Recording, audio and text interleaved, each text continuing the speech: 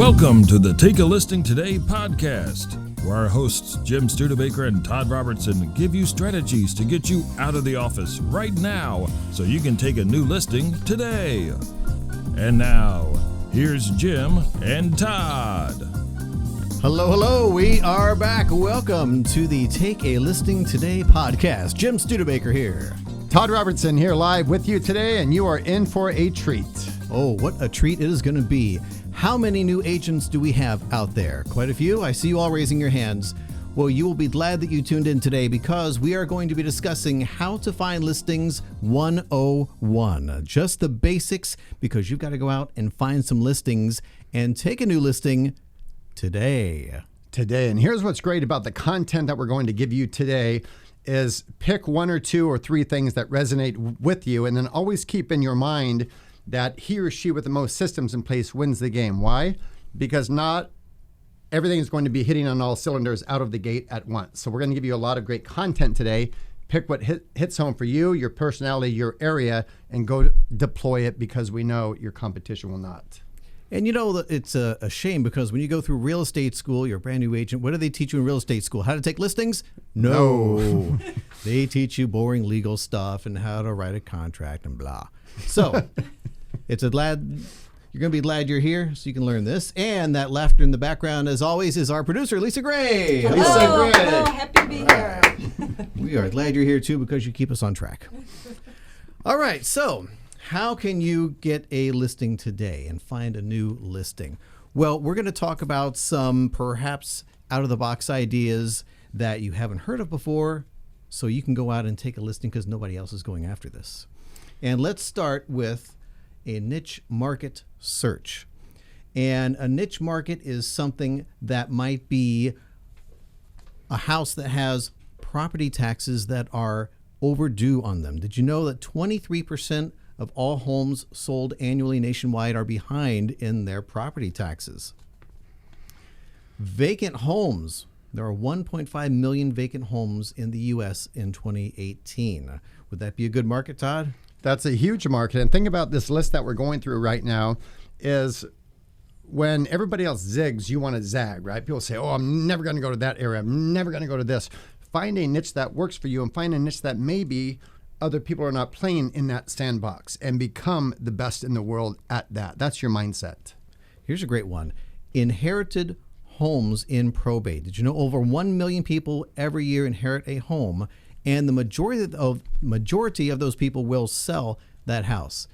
Now, before you start tuning out, I know you're thinking, wow, great ideas. That's worth the price of this podcast, which is free. But how am I going to get information on probate homes and vacant homes and who's behind on their property taxes? Well, there is this great service called Rebo Gateway. We've worked with those guys for a long time. We highly recommend them. ReboGateway.com is their website. We recommend that you go over to that site because they have these targeted lists. In addition to delinquent property taxes and vacant homes, they also have Divorces. Did you know that there are over 1 million divorces every year? Apparently a lot of unhappy couples out there. And 31% of them need to sell their house. Now, what's great about this list is, watch, you don't have to go over every one of these things. If you're a brand new agent, right, and there's a lot of noise out there, right, pick one or two things that you're like, ooh, I can do this. I can implement this. I can make this happen. We talked earlier in our podcast series about for sale by owners. So we don't expect you to go out and drive around neighborhoods to find them. Rebo Gateway actually has a service where they can identify new for sale by owners and get it right to you. That's a great service. Jim, question. So if I'm a brand new agent and I want to go get some data like that, what does that cost me? In other words, once I get it, I have the list. I own it, correct? Exactly. So Rebo Gateway is going to get you the list, and they've got pricing on their website. You can then use that list to send out some targeted postcards, and conveniently, our premier sponsor, ProspectsPLUS.com, has postcards that can market to each of these niche markets. Upload that list directly, actually. It integrates with the ProspectsPLUS.com website, and you're on your way to mailing out some great target marketing postcards. Beautiful. The other idea is expired listings. You can get that information out of your MLS. Now, don't hound those owners before the listing becomes expired. That's a big no-no. But once it is expired, go after them. Show up at 12:01 because it expires at midnight, so you might ruffle them, but you're allowed. Well, they might be a little startled, but I probably know other agents are showing up at 12:01 a.m. Oh, right? that's true. Yeah. So that might be a good idea. Jim, if they're a new agent and they don't have a lot of funds supporting them yet, is there a way for no cost that they can get some of these lists of individuals? Well, if you're willing to do enough work, of course there is the ability to have a no-cost list. You might look at your property tax assessor's office in your county because they are going to have information on delinquent properties. You'll be able to find second homes, which may or may not be something to go after. If you look at the homeowner and the property address, if they're different, it's a possibility that it's a absentee owner, and who knows, they might want to sell. So the county clerk's office is a way to do the research for free if you're on a shoestring budget. Yep, county clerk's office, tax Wonderful. collector's office, all those offices have the free information for you. And a lot of realtors do get their lists from title companies, so there are certain lists they can get from there as well. Exactly. So another idea, besides niche market searches, are rental communities and targeting first-time home buyers. A lot of young people, couples start out renting. They're saving up a little money for a down payment, and the key is to be there at the right time when they are ready to buy something. So it's certainly easy to find rental communities. These would be like apartment complexes. Send out some targeted direct mail or walk in the complex, hand out some flyers or put some door hangers on some doors. Well, and here's what's great about that. Most realtors, right, if we're just telling the carte blanche truth, right, when they pick an area that they want to go after, most will avoid that. I don't want to deal with that area. I don't want to deal with buyers. But guess what? Go where they ain't, is the old saying. And if you do that, you are going to possibly pick up a listing. You are going to get someone who says, yes, I'm ready to buy because of what you just said. But it's you being present out in the market, not hiding behind a computer. The computer's not going to list its house, is it? Nope. So you got to be out there. So we've talked about niche markets, rental communities, first-time home buyers. How about your sphere of influence? If you don't have one, you need to get one started. And I've got just a few ideas on what you could add to your sphere of influence list. How about your extended family and your friends? And your friends' spouses, and your children's friends' parents, and this list would take like 5 hours to read everything.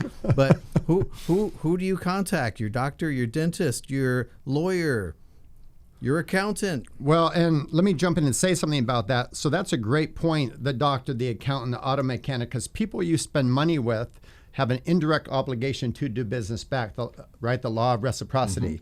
So you go to the bank, you go to the gas. So it's a very easy, natural thing if you have the courage and guts to do that. And all these strategies we're giving you, pick one or two or three that work, that resonate.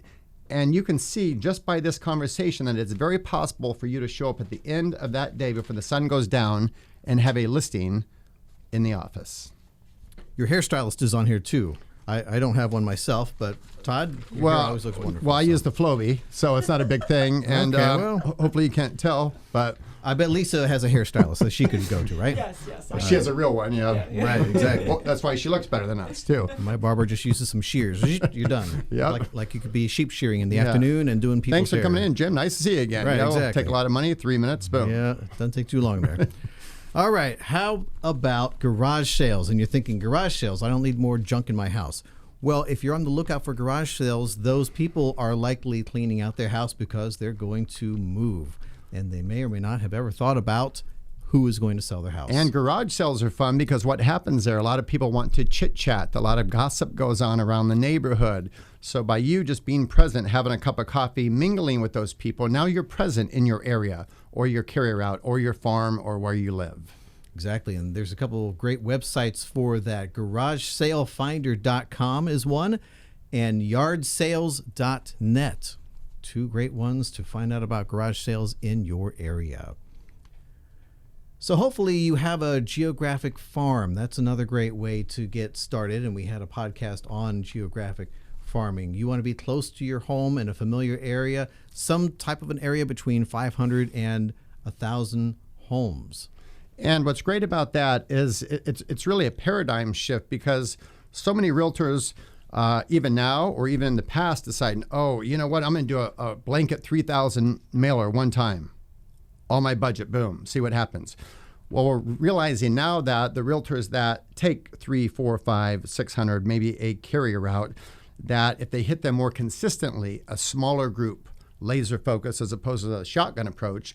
So if you are going to pick a geographic farm, make sure you pick one that's manageable and you can be present and hit that often, whether it's mail, door hangers, etc. Exactly. You got to be present there.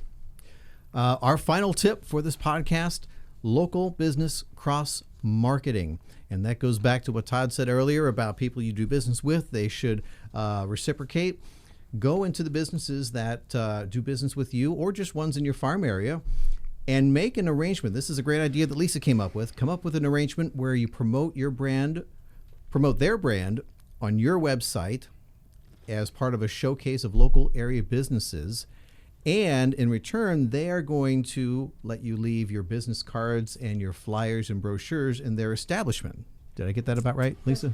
That's perfect. And now you're in front of how many people that are coming and going. Correct. And if I can plus that, we have some great agents that I talk to sometimes every week, every month, that have taken this idea, this last tip that we've given, and they've cultivated that into a mover and shaker list. So all the small businesses out there, they're going in there, and let's just say it's free. I could take go to my broker and say, can we print out with my photo, company logo, the 4 best listings in the office? Of course they're going to say yes. Right. Well, I could print out 20 of those and go drop those off at the small businesses, and now they're getting to see me every month. So a realtor could, in theory, get a ton more listings that way than, boom, doing something else, because how many people are cultivating a mover and shaker list? Very, not very many. few. Exactly. So 6 great ideas for new agents, or maybe you're an existing agent, experienced, and you're just doing the same thing over and over. Here's some ideas to kind of think out of the box and get some new ideas. So watch this. Take these 6 ideas, figure out which 1, 2, or 3, or all of them work for you. Put them in motion. Don't be paralyzed at your desk or behind a computer, and go out and take a listing today. That's a great name for the podcast. Oh, wait, that is our podcast. Woo. Well, today's podcast is brought to you by ProspectsPLUS. We mentioned them earlier, with great marketing strategies for all these niche markets. And be sure to check out Rebo Gateway at rebogateway.com for some targeted niche mailing lists. Thank you for showing up today, and we'll talk to you next week.